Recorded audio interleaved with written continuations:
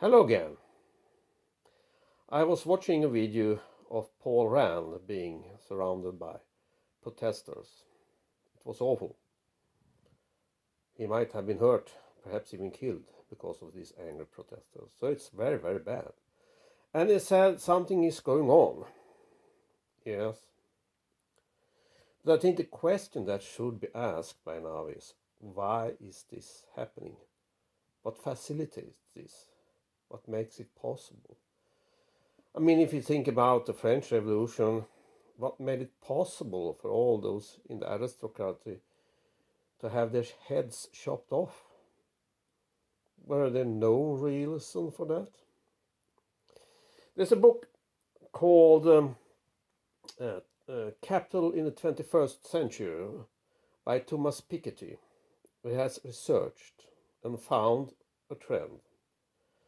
Those countries that have too great income inequalities will have unrest and eventually a revolution. There's another interesting book released several years ago, The Spirit Level, Why More Equal Societies Almost Always Do Better, by Richard G. Wilkinson and Kate Pickett. In that they found that those societies that don't have very great income inequalities fare better in many, many ways. And there are other books, it's research about how we as human beings and even animals react when income inequalities are too big. Just look up Frans de Waal as author. So we know great income inequalities lead to unrest, eventually to revolution. And what do we have now, especially in the United States? Well, that's socialism, you say. Oh, bad socialism. Well, I'm going to read some to you from the Bible. If you're a Christian like me, perhaps you sometimes read the Bible. And I'm going to read from the Acts about this. It says, all the believers were together and had everything in common. They sold property and possessions to give to anyone who had need.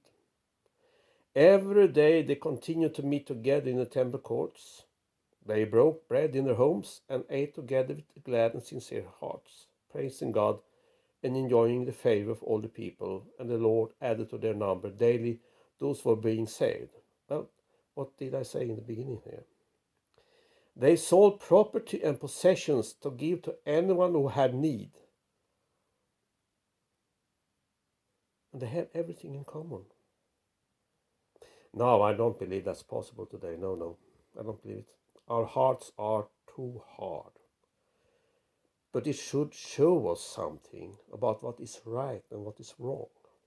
So we should understand that this is not socialism. It's just common sense. For instance, having Medicare for all, as I talked about in another video.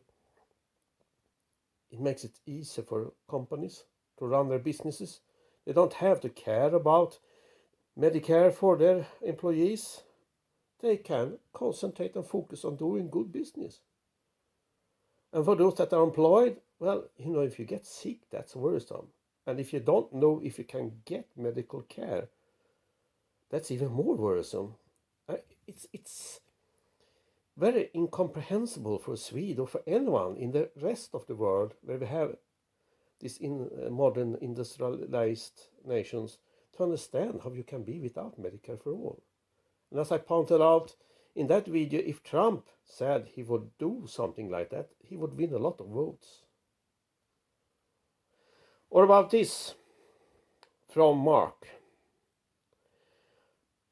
He's talking about the Pharisees and other people, but it could be about some of the politicians in the United States today. He says this, who devour widows' houses and to cover it up make long prayers. They will receive the heavier condemnation. Devour widows' houses, but it's not only those houses. Putting people on the street, it's I don't know. So in short, I think there is a real chance there will be a revolution in the United States, because the ears of most Republicans are as clogged, deaf, as the ears of the aristocracy in France were before that revolution. And is that really what you want? I mean, if Biden wins, he will be a shell, he will be a puppet, and there will be no investigations into Epstein's. There will be no investigations into the Russia hoax. And you will use your constitution. They will take your guns from you and they will make you... I mean, don't you realize how dangerous this is? And still you refuse common sense, calling socialism, taking care of your neighbors and other people. It's incomprehensible. I sometimes feel as if the wrath of God is now descending on the United States because of all these deaf ears. I hope the Holy Spirit and the prayers of so many people will turn this around. But I don't know. I don't know. Bye bye.